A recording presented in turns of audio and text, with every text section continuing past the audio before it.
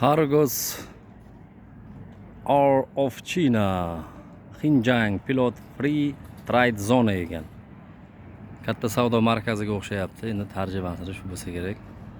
Hozir mana shu yerdan ichkariga kirsa, ichkarida ham savdo bo'lar ekan, pasportni rejim bilan kirgizib chiqarar ekan.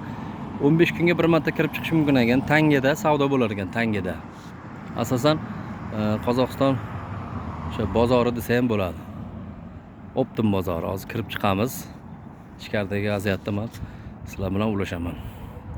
Tashqari tomondagi nimani ko'rsatyapman. Endi podarka olaman desangiz, shu yerdan mana shu yerdan.